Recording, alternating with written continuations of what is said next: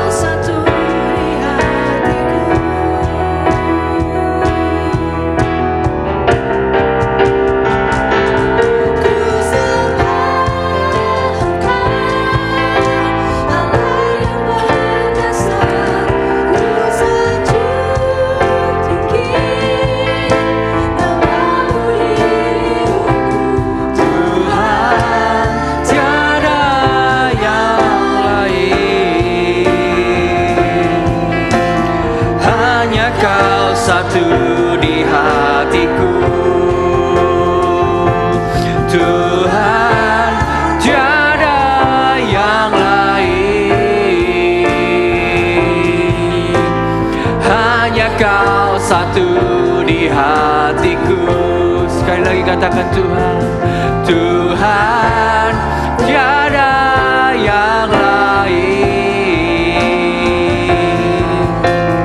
hanya Kau satu di hatiku. Mari masuk sekali lagi lebih dalam.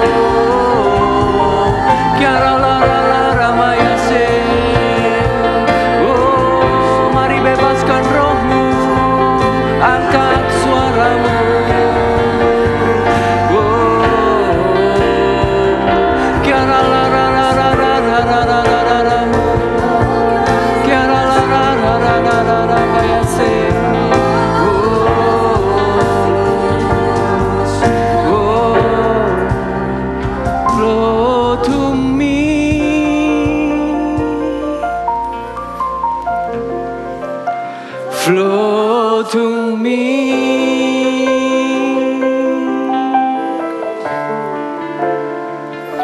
so that I can worship you in true reality. Flow to me,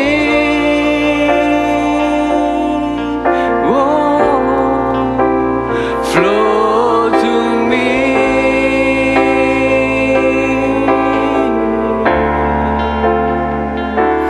so that I can come into your holy place once again.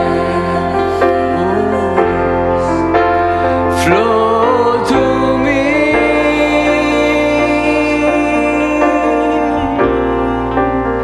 flow to me, oh,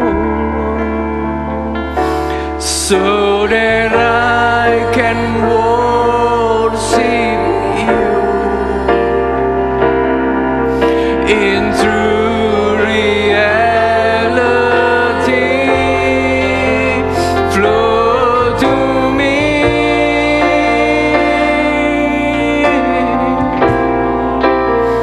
flow to me,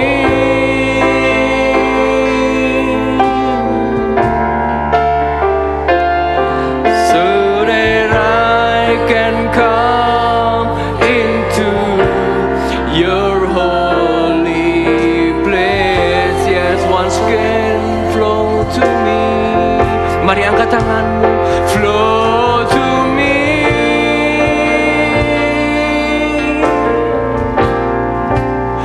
flow to me,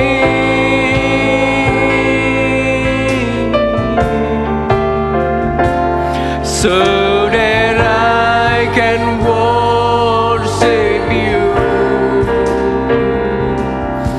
in true reality. Flow to me, oh, flow to me,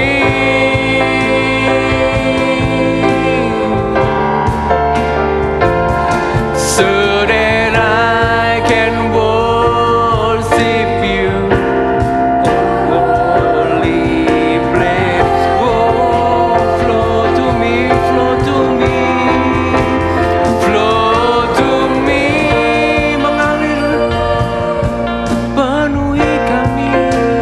Flow to me,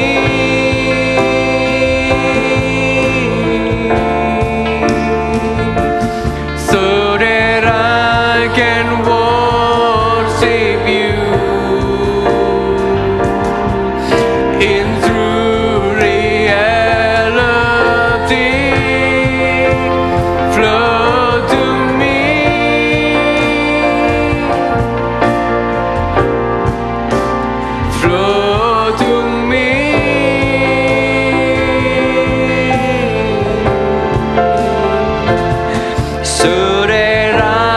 can come into your holy place.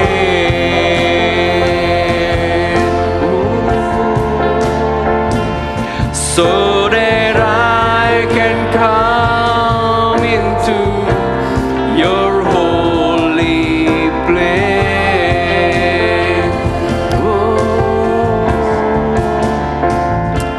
So that I can come into your holy place. Mari berikan kemuliaan buat Allah kita yang besar. Kami tahu bahwa hadirat Tuhan tidak terbatas oleh apapun. Hari ini mengalir penuhi kami. Ini adalah waktu kami deklarasikan bahwa kami nggak bisa tanpa Engkau ya Allah Roh Kudus. Penuhi kami. Biar kehendak-Mu jadi atas hidup kami. Biar perkataan-Mu yang jadi atas hidup kami. Bawa kami ya Tuhan untuk memandang kepada-Mu. Kami tahu mungkin di sekeliling kami melihat banyak hal yang justru melunturkan iman kami, menjatuhkan iman kami. Tapi bawa kami, tarik kami kembali kepada rencana-Mu. Sebab kami percaya hanya ketika kami berada bersama-sama dengan Engkau ya Allah Roh Kudus, Engkaulah yang memampukan kami. Kalau hari ini kami ada, kami masih kuat. Bukan karena kami hebat. Bukan karena kami banyak pengalaman. Tapi karena Engkau yang berkuasa atas hidup kami. Engkau yang menuntun kami. Maka di hari-hari yang ke depan, Engkau akan tetap bersama-sama dengan kami. Roh Kudus berbicaralah melalui Pastor Voice. Firman yang sederhana. Tapi justru firman yang sederhana ini bisa membuka mata kami. Membuka pikiran kami. Untuk kami tidak bermain-main di area yang bukan kehendak Tuhan. Melainkan untuk kami terus berada di dalam rencana-Mu yang besar. Di dalam kehidupan kami. Terima kasih urapi hamba-Mu. Urapi jemaat-Mu. Ketika mereka menyaksikan, menonton lewat YouTube. Kami percaya hadirat Tuhan ada di sana. Hadirat Tuhan yang menjamah. Memenuhi kehidupan mereka. Memenuhi rumah-rumah mereka. Dengan berkat-Mu. Terima kasih Tuhan. Di dalam nama Tuhan Yesus kami berdoa dan mengucap syukur. Semua katakan amin. Bolehkah beri sekali lagi kemuliaan buat Allah kita yang besar? Haleluya. Saya percaya sesuatu hal yang besar akan Tuhan kerjakan hari-hari ini. Dan saya mau dengan beberapa menit ke depan firman Tuhan yang sederhana. Saya percaya ini juga yang akan menguatkan kita. Membuat kita berjalan lebih cepat. Untuk kita bisa melihat kemuliaan yang akan Tuhan kerjakan di dalam kehidupan kita. Coba berikan salam kanan kirinya gitu ya. Istrinya, suaminya, anaknya yang menyaksikan. Oh mungkin tante, om semua salam. Kasih salam bahwa Tuhan akan membuat engkau besar. Katakan. Juga siapkan Alkitab Anda. Siapkan catatannya juga. Ballpoint semua apa yang hari ini Bapak sudah dapatkan bisa dicatat. Saya percaya Tuhan akan membawa kita masuk di dalam perkara-perkara yang luar biasa, lebih besar. Katakan amin. Untuk membuka, kita buka firman Tuhan di dalam Filipi pasal yang keempat, ayat yang ke-8. Filipi pasal yang keempat, ayat yang ke-8. Sudah ketemu, katakan puji Tuhan. Wah, saya dengan iman mendengar puji Tuhan. Firman Tuhan katakan seperti ini. Jadi akhirnya saudara-saudara, semua yang benar, semua yang mulia, semua yang adil, semua yang suci, semua yang manis, semua yang sedap didengar, semua yang disebut kebajikan dan patut dipuji, pikirkanlah semuanya itu. Wah, ini firman Tuhan luar biasa. Sekali lagi saya akan ulangi Pak Saudara. Jadi akhirnya saudara-saudara, semua yang benar, semua yang mulia, semua yang adil, semua yang suci, semua yang manis, semua yang sedap didengar, semua yang disebut kebajikan dan patut dipuji, pikirkanlah semuanya itu. Tahukah Bapak Ibu bahwa ini merupakan rancangan Tuhan di dalam kehidupan kita? Tuhan merancangkan semua yang benar, semua yang mulia, semua yang adil, semua yang suci, semua yang manis, yang sedap didengar, sesuatu yang mendatangkan kebajikan dan puji-pujian. Itu adalah rencana Tuhan di dalam kehidupan kita. Dan Tuhan mau kita hidup di dalamnya. Makanya firman Tuhan itu berkata, pikirkanlah itu semua. Pikirkanlah kehendak Allah. Pikirkanlah rencana-rencana yang Tuhan sudah buat di dalam kehidupanmu. Tidak ada rencana yang lebih indah, lebih sempurna daripada rencana Tuhan di dalam hidup kita. Kalau berkata tempat yang paling aman itu mana? Kalau kita mau investasi nih dalam kehidupan, investasi yang paling aman bukan di bank. Investasi yang paling aman itu di dalam kehendak Tuhan. Di dalam rencana Tuhan. Kalau dulu kita selalu berkata, investasi yang paling enak, ya kita harus bisnis seperti ini. Harus investasi seperti ini. Tapi di dalam keadaan seperti ini, apa yang dulu kita anggap itu sebuah kebanggaan, tapi hari ini semuanya jatuh. Ekonomi jatuh, semuanya jatuh. Saya belajar untuk meletakkan rasa aman bahwa investasi yang kekal, investasi yang paling aman, bukan kepada dunia, tetapi di dalam rencana Tuhan. Nah, Tuhan itu rindu membawa kita semua untuk mengalami perkara yang besar. Tuhan mau kita memikirkan semua yang benar, semua yang indah, yang sempurna, yang mendatangkan kebajikan, yang mendatangkan puji-pujian. Dan Tuhan mau kita tinggal di dalamnya. Di dalam setiap keadaan hari ini, belajarlah untuk memikirkan itu. Pak, mana bisa ekonominya seperti ini? Keadaan kota-kota dunia, negara semuanya seperti ini. Mana bisa memikirkan yang baik? Oh, bisa. Ini adalah waktunya kita untuk memikirkan itu semua. Tuhan Yesus mau di dalam setiap keadaan untuk kita memikirkan hal-hal yang besar yang Tuhan sudah sediakan. Tuhan sudah rancangkan di dalam kehidupan kita. Kita nggak boleh fokus hanya kepada persoalan yang terjadi hari ini. Ada rencana yang lebih besar yang menanti kehidupan Anda dan Tuhan mau Anda ada di dalamnya.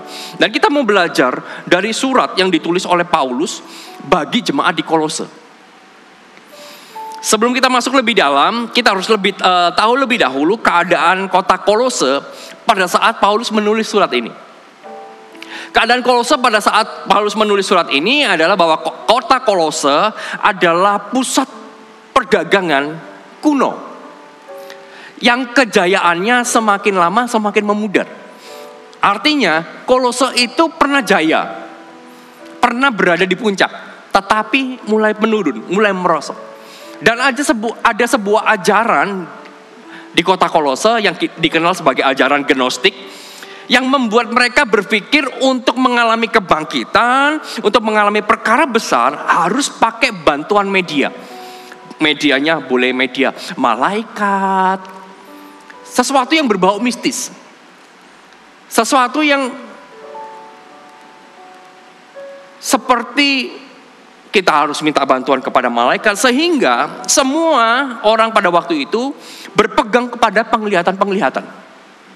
Seberapa banyak hari ini ketika kita mungkin berada di bawah, kita selalu mencari hamba Tuhan yang bisa menubuatkan, bisa melakukan ini, bisa melakukan ini. Enggak ada. Mereka just hamba Tuhan yang bisa melakukan kita, yang membawa kita masuk di dalam perkara yang lebih besar. Bukan hamba Tuhan, tapi Tuhan sendiri. Jadi kalau kita fokus sama seperti orang Kolose, hanya berfokus pada nubuatan, penglihatan, surat ini buat Anda. Surat di Kolose ini buat Anda.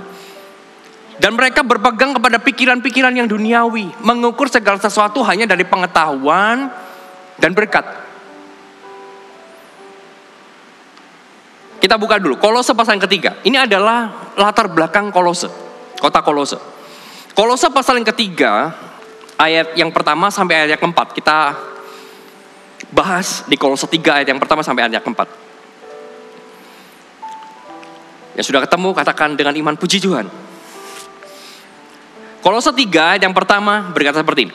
Karena itu, kalau kamu dibangkitkan bersama dengan Kristus, carilah perkara yang di atas, di mana Kristus ada duduk di sebelah kanan Allah. Pikirkanlah perkara-perkara yang di atas, bukan yang di bumi. Sebab kamu telah mati dan hidupmu tersembunyi bersama dengan Kristus di dalam Allah. Dan apabila Kristus yang adalah hidup kita menyatakan diri kelak, kamu pun akan menyatakan diri bersama-sama dengan Dia di dalam kemuliaan.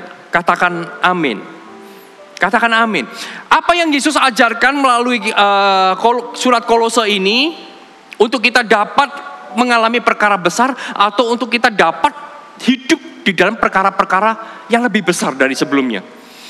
Kolose pasal yang ketiga ayat yang pertama dan ayat yang kedua, firman Tuhan katakan seperti ini.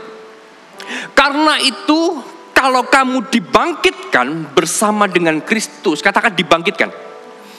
Carilah perkara yang di atas di mana Kristus ada, duduk di sebelah kanan Allah. Pikirkanlah perkara yang di atas, bukan yang di bumi. Kata dibangkitkan berasal dari kata dasar bangkit atau revive yang kita dapati muncul pertama kali di dalam Alkitab pada saat Yakub melihat anaknya yang dikasihi Yusuf masih hidup. Begitu dikabarkan bahwa anaknya Yusuf ini telah mati, lalu Yakub ini berkabung sampai turun ke dunia orang mati katanya. Dan ketika dia bersedih hati berkabung, kesedihannya itu lama. Sampai pada saat anak-anaknya yang lain datang kepadanya dan dia berkata, anakmu Yusuf masih hidup. Dan ketika anakmu masih hidup, firman Tuhan di dalam Kejadian pasal yang ke-45 ayat yang ke-27, firman Tuhan katakan, tetapi ketika mereka menyampaikan kepadanya segala perkataan yang diucapkan Yusuf, dan ketika dilihatnya kereta yang dikirim oleh Yusuf untuk menyebutnya, maka bangkitlah kembali semangat Yakub ayah mereka itu. Dikata bangkitlah kembali semangat Yakub. Itulah kata revive pertama. Kata bangkit pertama. Dan kita mengenal kata revival. Kebangunan rohani. Kebangunan rohani itu selalu dimulai dari apa yang ada di dalam kita keluar hidup kembali. Ada semangat yang keluar di dalam kehidupan kita. Kata dibangkitkan berasal dari kata revive. Kata bangkit ini muncul ketika Yakub itu sudah lama mati, tiba-tiba dia melihat mimpinya yang besar, yaitu Yusuf. Maka dikatakan bangkitlah ia. Bangkitlah ia. Bagaimana kita bisa mengalami perkara yang besar atau kita bisa masuk dalam perkara besar yang pertama? Jelas, pertama Yesus harus bangkit di dalam hidupmu, Bapak. Yesus harus bangkit di dalam diri kita. Karena apa? Karena ketika Yesus bangkit, firman Tuhan di dalam Kolose pasal ketiga ayat yang pertama, kalau kamu dibangkitkan bersama dengan Kristus, carilah perkara yang di atas, di mana Kristus ada, duduk di sebelah kanan Allah. Pikirkanlah perkara yang di atas. Artinya ketika Kristus itu bangkit di dalam hidup kita, kita mengalami kebangunan rohani di dalam, maka yang pertama akan beda di dalam kehidupan kita adalah apa yang kita cari dan apa yang kita pikirkan. Apa yang kita cari dan apa yang kita pikirkan. Tanda dari kebangkitan bersama Kristus di dalam kehidupan kita adalah kita akan mengalami sebuah pola yang berbeda di dalam apa yang kita ingini di dalam hati kita. Apa yang kita cari itu ada berbicara tentang hati kita. Dan apa yang kita pikirkan dan apa yang kita kerjakan. Kalau selama yang di dalam ini belum bangkit, Kristus belum bangkit, maka Kristus gak akan pernah engkau ingini. Maka Kristus gak akan pernah menjadi pribadi yang kau cari. Maka Kristus tidak akan pernah menjadi pribadi yang selalu engkau pikirkan.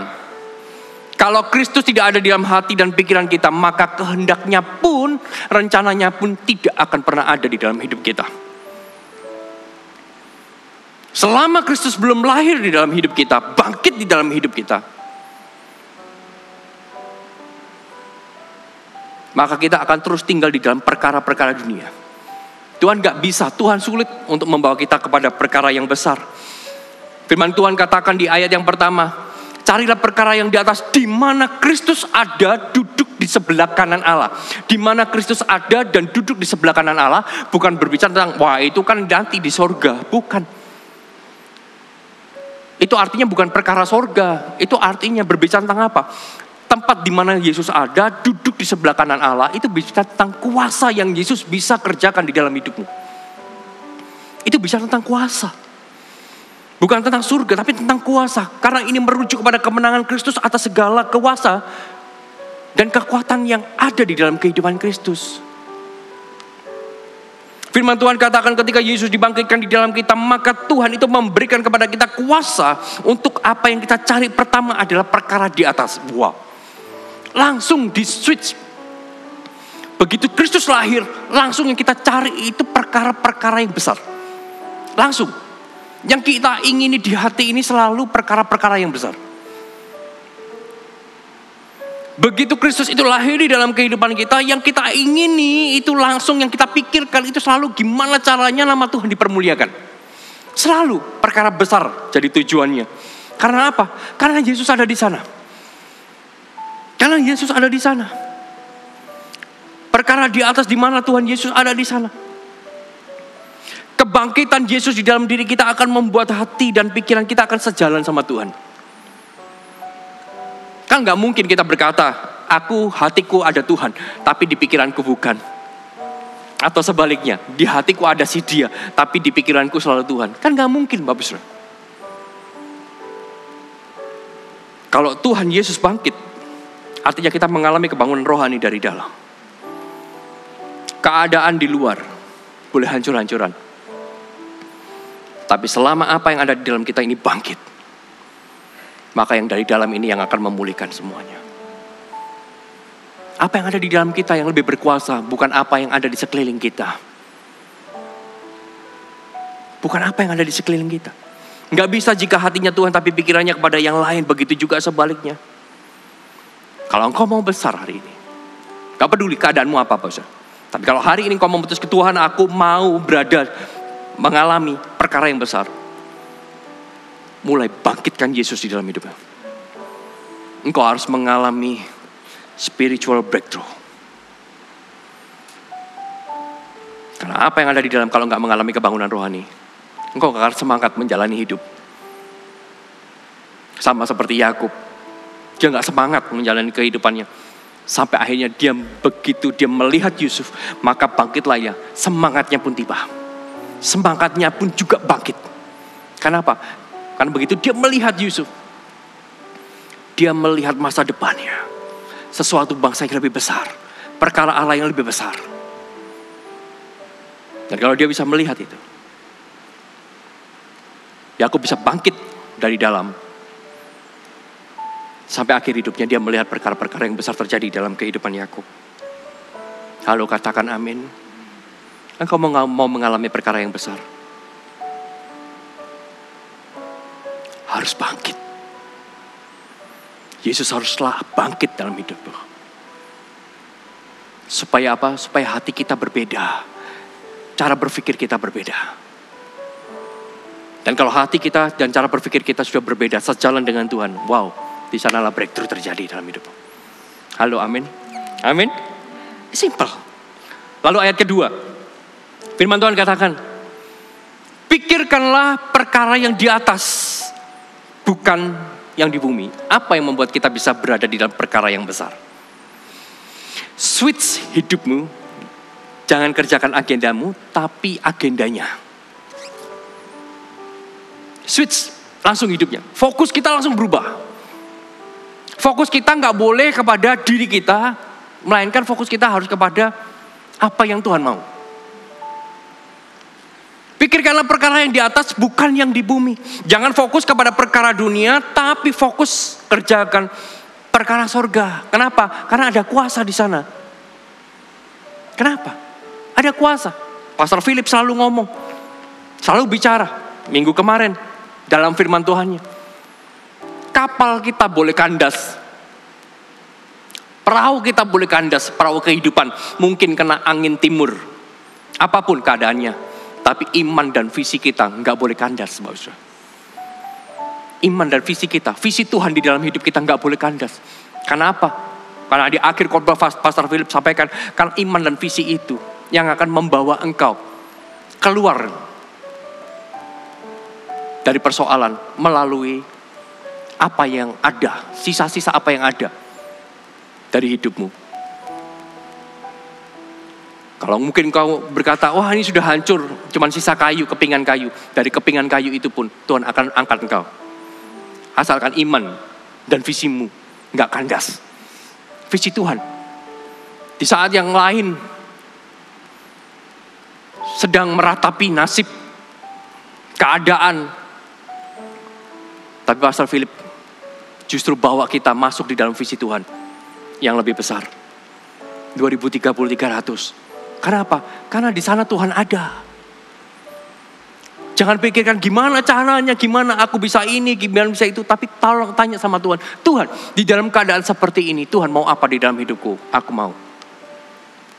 Tuhan Yesus mati lalu dia bangkit di hari ketiga lalu naik ke surga. Duduk di sebelah kanan Bapa. Bukan untuk engkau mengerjakan perkara dunia. Tapi supaya engkau mengerjakan perkara-perkara yang besar. Kalau engkau mau masuk di dalam perkara yang besar. Switch mata kita. Jangan berfokus kepada kesedihan, kegagalan semuanya. Tapi langsung fokus apa yang aku bisa kerjakan bagi visi Tuhan. Apa yang bisa aku kerjakan supaya 2030-300 gereja bisa ada. Bagaimana bisa ngeritis gereja? Saya mau kasih tahu Bapak Saudara. Hari-hari ini justru pintu ke negara-negara terbuka. Karena apa? Karena untuk membangun seseorang, sekarang kita nggak perlu terbang naik pesawat ke sana. Kita cukup berjumpa secara online. Kita bisa bangun hidupnya. Jangan fokus kepada persoalan yang terjadi di atas hidupmu. Sometimes rencana Tuhan nggak bisa kita mengerti. Hanya butuh ketaatan aja untuk kita melakukannya. Kalau kita baca di dalam Lukas pasal yang pertama ayat yang ke-30 sampai ke-38. Ini adalah sebuah peristiwa tentang lahirnya Yesus Kristus melalui seorang perawan, yaitu Maria. Firman Tuhan katakan seperti ini. Di ayat yang ke-30.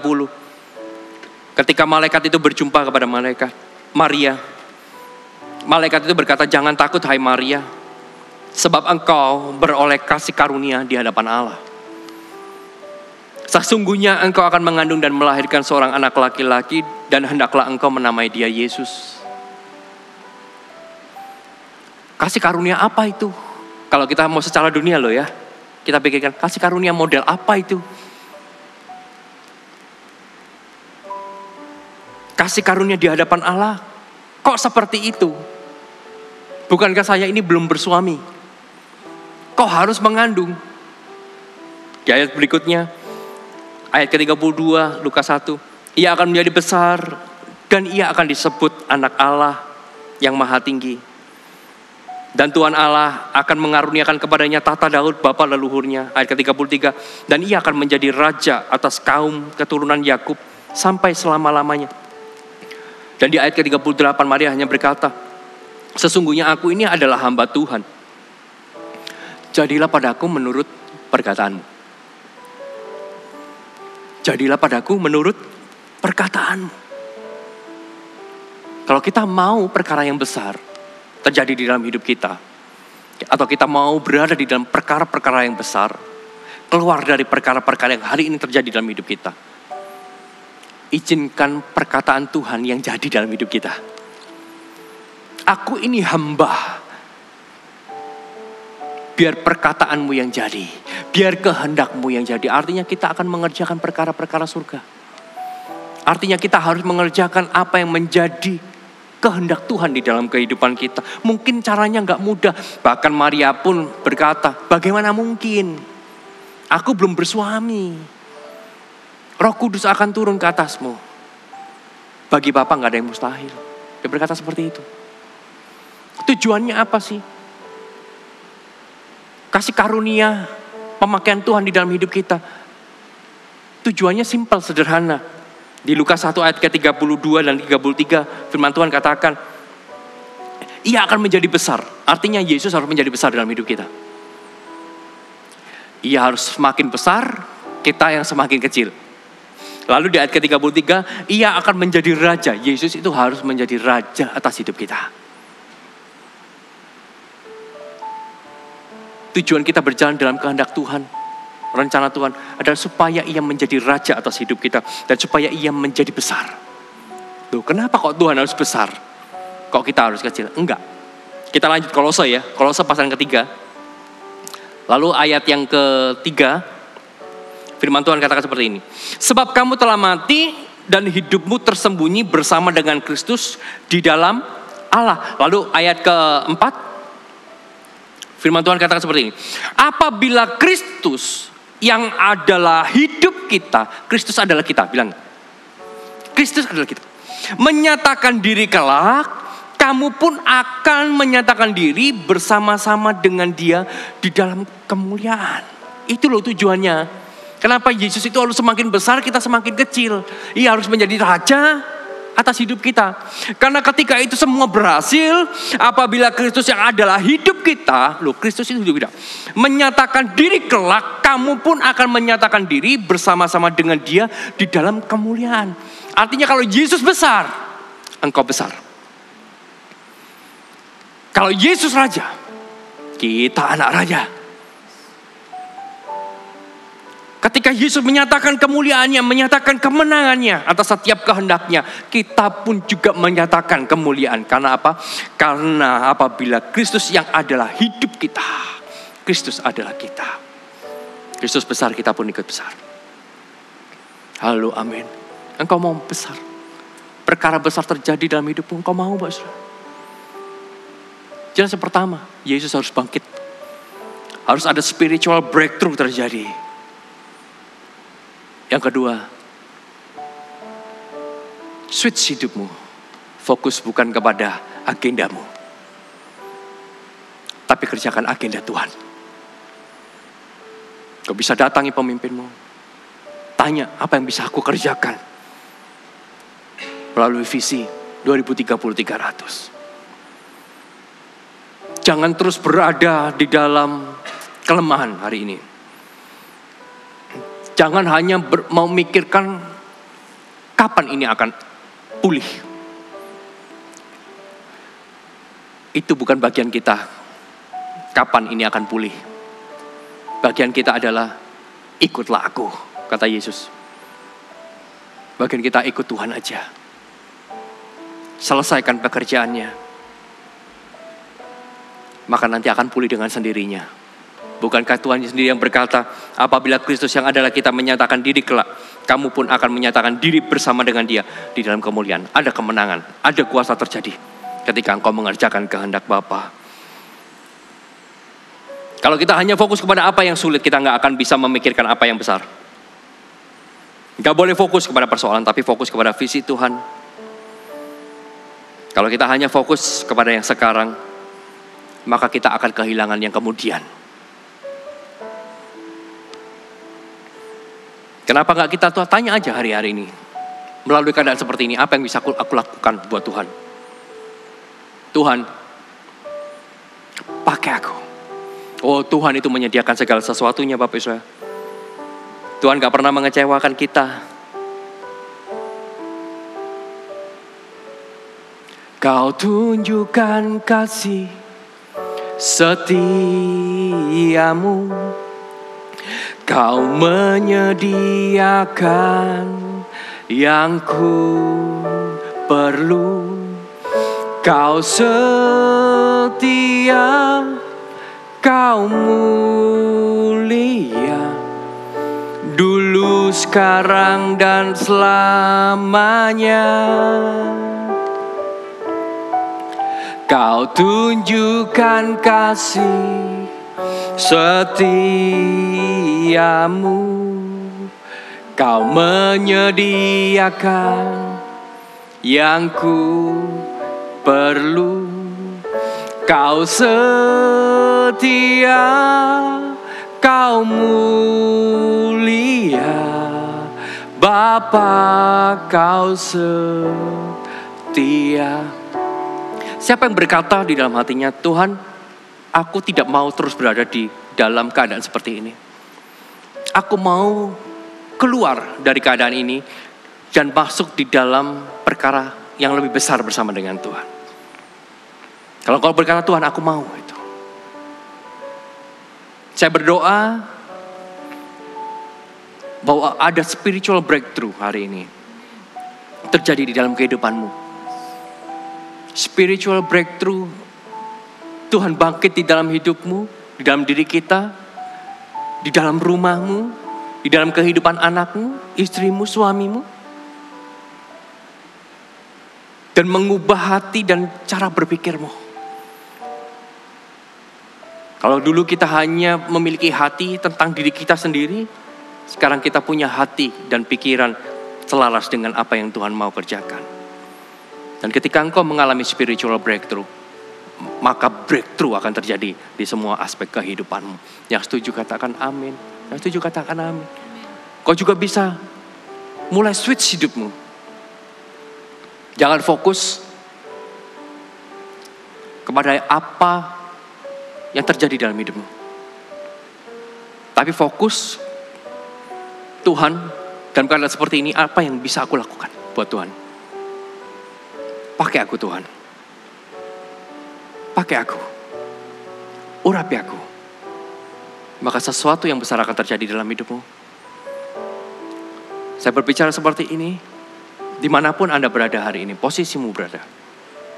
Kau berada di bawah sekalipun, Tuhan bisa pakai. Asalkan iman dan visimu, visi Tuhan di dalam hidupmu, tidak ikut kandas bersama dengan perahu atau kapal di dalam kehidupanmu. Maka dengan apa yang ada, Tuhan akan pulihkan hidupmu. Halo, amin. Mari kita letakkan tangan kiri kita di hati kita.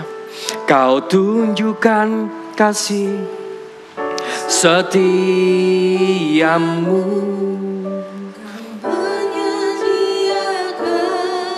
yang ku perlu. Kau setia, kau mulia, dulu, sekarang, dan selamanya. Kau tunjukkan kasih setiamu, kau menyediakan yang ku perlu. Kau setia, kau mulia, Bapa kau setia. Mari tutup Alkitabmu. Mari saya undang semua bisa bangkit berdiri. Kita mau masuk dalam hadirat Tuhan. Bapa kau setia, Bapa kau mulia, tenanglah jiwaku, aman bersamamu.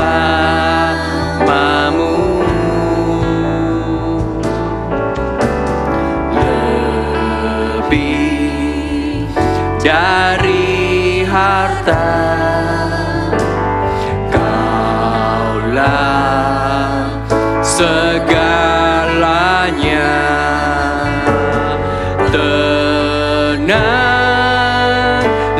jiwaku, amal hadiratmu.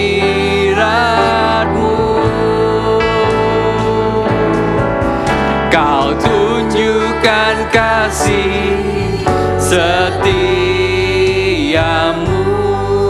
kau menyediakan yang ku perlu. Kau setia, kau mulia, dulu, sekarang, dan selamanya. Kau tunjukkan kasih setiamu, kau menyediakan yang ku perlu. Kau setia,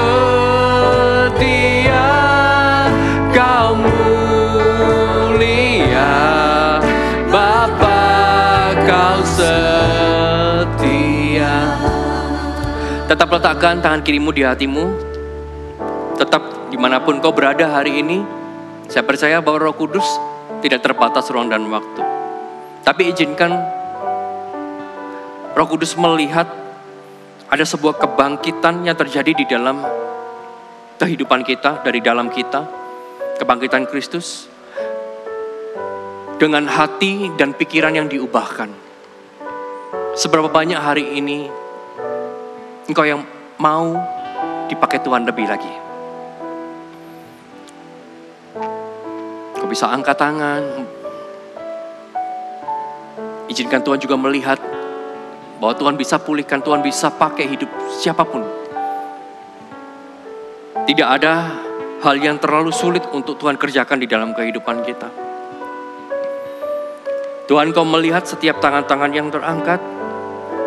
Engkau melihat bagaimana Roh Kudus sudah lahir, bangkit di dalam hidupnya, di dalam hidup setiap jemaat-Mu, di dalam hidup setiap umat-Mu yang menyaksikan. Ada sebuah perubahan prioritas hati dan pikiran. Mereka tahu apa yang mereka mau kerjakan, mereka mau tahu apa yang mereka kejar. Bukan hanya perkara-perkara yang kecil, perkara dunia, tapi perkara-perkara yang besar yang Tuhan sudah kerjakan, Tuhan sudah sediakan di dalam hidup mereka. Tuhan bawa mereka masuk di dalam perkara yang lebih besar lagi ya Tuhan. Supaya hidup mereka diubahkan. Dan hari ini, seberapa banyak hari ini Engkau yang mau Tuhan, apa yang menjadi visimu? Aku mau ikut mengerjakannya. Tempat di mana Engkau berada hari ini. Kalau Engkau berkata, Tuhan aku mau, pakai aku. Di dalam segala keterbatasan, kelemahanku. Engkau juga bisa angkat tanganmu. Tuhan, Allah Roh Kudus Engkau yang mengurapi setiap mereka. Ketika mereka mengangkat tangan dengan hati yang haus dan lapar. Yang mengingini Engkau lebih lagi. Yang mau menyelesaikan setiap visimu. Biar Engkau Allah yang menyediakan setiap keperluan mereka. Engkau Allah yang menyediakan apa yang mereka butuhkan. Engkau Allah yang akan membawa mereka masuk di dalam kemuliaan, menuju kemuliaan yang lebih besar. Tuhan jamah mereka, ubah fokus mereka bukan lagi kepada persoalan yang ada, tetapi bagaimana bisa menyelesaikan visi Tuhan yang besar di dalam hidup mereka. Kau lihat setiap tangan-tangan yang terangkat ya Tuhan. Kiara la bayara la bayara. Kau tunjukkan kasih setiamu. Kau menyediakan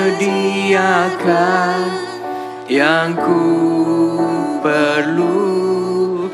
Kau setia, kau mulia. Dulu, sekarang, dan selamanya.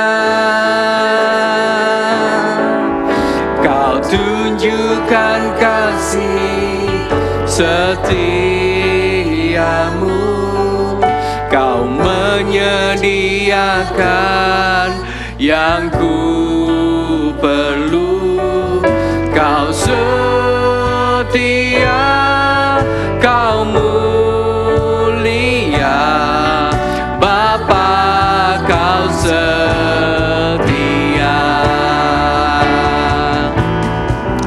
Kau tunjukkan kasih setiamu.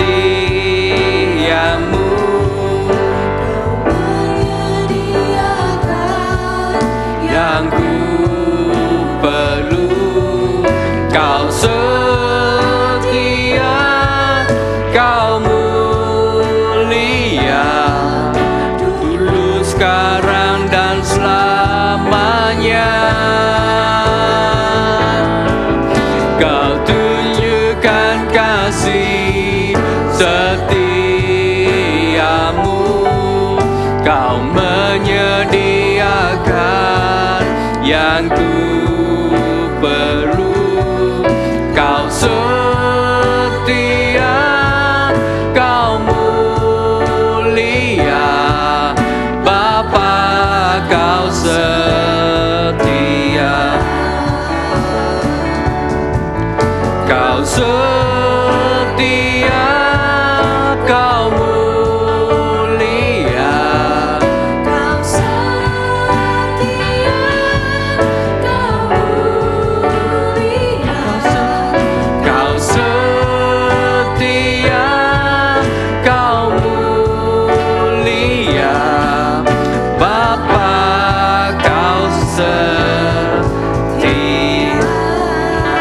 berikan kemuliaan buat Allah kita yang besar. Haleluya. Tuhan, Engkau sudah lahir dan bangkit di dalam hidup kami. Kami percaya dari hari ini sampai hari-hari ke depan, hidup kami sudah pasti berubah. Bukan apa yang ada di luar yang mempengaruhi kehidupan kami, tapi yang ada di dalam kami yang mempengaruhi keadaan di luar.